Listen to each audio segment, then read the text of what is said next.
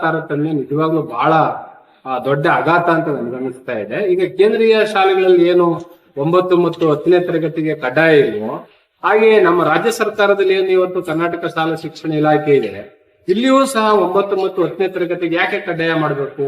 ಯಾಕೆ ಅವ್ರ ಮೇಲೆ ಹೆಚ್ಚಿನ ಭಾರ ತರಬೇಕು? ಯಾಕೆ ಫಲಿತಾಂಶದ ಮೇಲೆ ದುಷ್ಪರಿಣಾಮ ಬೀರಬೇಕು?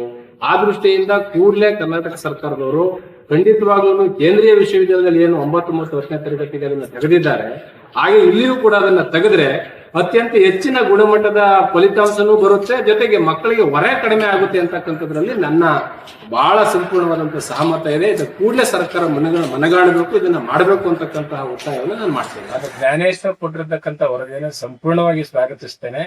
ಆ ವರದಿಯನ್ನ ಕೂಡಲೇ ಸರ್ಕಾರ ಅನುಷ್ಠಾನಗೊಳಿಸಬೇಕು ಅಂತ ಕೇಳ್ಕೊಳ್ತೇನೆ. ಆ ಜ್ಞಾನೇಶ್ವರ ವರದಿಯಲ್ಲಿರ್ತಕ್ಕಂಥದ್ದು ಎಲ್ಲವೂ ಸಹ ಕ್ರಮಬದ್ಧವಾಗಿದೆ. ಅಧ್ಯಯನಶೀಲತೆಗಾಗ್ಲಿ ಅಥವಾ ಮಕ್ಕಳ ಕಲಿಕಾ ವ್ಯವಸ್ಥೆಗಾಗ್ಲಿ ಬಹಳ ಪೂರಕವಾಗಿದೆ ಅಂತಕ್ಕಂಥದ್ದು ನಾನು ಭಾವಿಸ್ತೇನೆ. ಕೂಡಲೇ ಸರ್ಕಾರ ಜ್ಞಾನೇಶ್ವರ ವರದಿಯನ್ನ ಅಂಗೀಕರಿಸಬೇಕು, ಜಾರಿ ಮಾಡಬೇಕು ಅಂತ ಆಗ್ರಹಪಡಿಸ್ತೇನೆ.